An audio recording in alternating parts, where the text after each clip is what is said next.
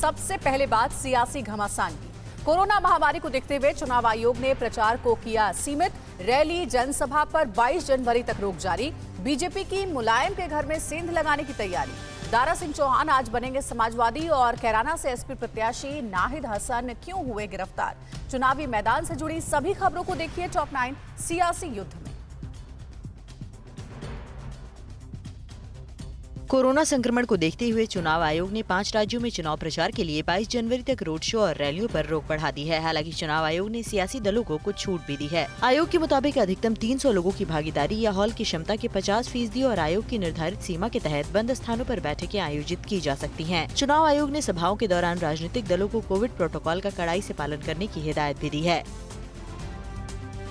BJP ने शनिवार को 107 उम्मीदवारों की पहली लिस्ट का ऐलान कर दिया है। मुख्यमंत्री योगी आदित्यनाथ को गोरखपुर शहर और उप मुख्यमंत्री केशव प्रसाद मौर्य को प्रयागराज की सिराथू विधानसभा सीट से प्रत्याशी बनाया गया है। अलीगढ़ की अतरौली विधानसभा सीट से कल्याण सिंह के पोते संदीप सिंह और नोएडा से रक्षा मंत्री राजनाथ सिंह के पुत्र पंकज सिंह फिर उम्मीदवार होंगे। लिस्ट में 20 सिटिंग विधायकों के टिकट काटे गए हैं। पहले लिस्ट में 44 ओबीसी और 19 एससी को टिकट दिया गया है।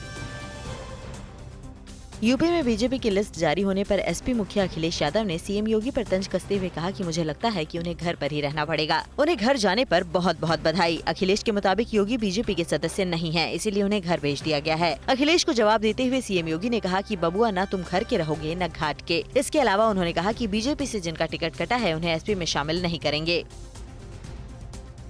समाजवादी पार्टी संरक्षक मुलायम सिंह यादव की छोटी बहू अपर्णा यादव के बीजेपी का दामन थामने की अटकलें तेज हैं, जिसके बाद माना जा रहा है कि बीजेपी अब मुलायम परिवार में सेंध लगाने की तैयारी में है। इसे लेकर लखनऊ में बीजेपी आज ऐलान भी कर सकती है। जानकारी के मुताबिक बीजेपी और अपर्णा यादव के बीच बातचीत लगभग फाइनल हो चुकी है। अपर्णा योगी सरकार की तारीफ करती आई हैं। उत्तर प्रदेश सरकार के वन एवं पर्यावरण मंत्री पद से इस्तीफा देने वाले बीजेपी विधायक दारा सिंह चौहान आज समाजवादी पार्टी में शामिल होंगे। उन्होंने बीजेपी सरकार पर पिछड़ों, दलितों, वंचितों, किसानों और बेरोजगारों की उपेक्षा का आरोप लगाकर पार्टी से इस्तीफा दिया था। दारा सिंह चौहान के बीजेपी से इस्तीफा देने के बाद आजमगढ़ में मिलीजुली प्रतिक्रिया है। समाजवादी पार्टी के वरिष्ठ नेता आजम खान के बेटे अब्दुल्ला आजम खान को सभी मामलों में जमानत मिल गई है। जेल से निकलते ही अब्दुल्ला आजम ने कहा कि मैं चुनाव लड़ूंगा भी और जीतूंगा भी। आजम खान 9 बार विधायक रहे हैं। वो ऐसे मुकदमे में जेल में बंद हैं जिसमें 8 लोगों को अग्रिम जमानत मिल गई है। इस बार यूपी में अखिलेश 200% मुख्यमंत्री बनेंगे। अब्दुल्ला पिछले 23 महीने से सीतापुर जिला कारागार में बंद थे।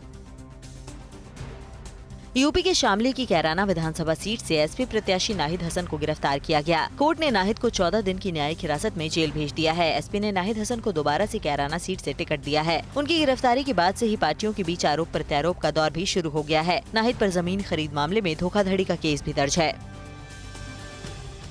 पंजाब विधानसभा चुनाव 2022 के लिए कांग्रेस ने अपने 86 उम्मीदवारों की पहली लिस्ट जारी कर दी है। पंजाब के सीएम चरणजीत सिंह चन्नी, चमकौर साहिब और प्रदेश कांग्रेस अध्यक्ष नवजोत सिंह सिद्धू अमृतसर ईस्ट सीट से उम्मीदवार होंगे। मोगा से एक्टर सोनू सूद की बहन मालविका सूद को टिकट दिया गया है। इसके अलावा मानसा से गायक सिद्धू मूसेवाला चुनाव मैदान में होंगे। पंजाब के मुख्यमंत्री चरणजीत सिंह चन्नी ने चुनाव आयोग से राज्य में विधानसभा चुनाव को 6 दिन टालने का अनुरोध किया है। उन्होंने आयोग को खत लिखा है कि 16 फरवरी को गुरु रविदास जयंती के मद्देनजर राज्य के अनुसूचित जाति समुदाय के कई लोग के वाराणसी जाने की संभावना है। इसीलिए राज्य में वोटिंग को कम से कम 6 दिनों के लिए स्थगित करने की मांग की है।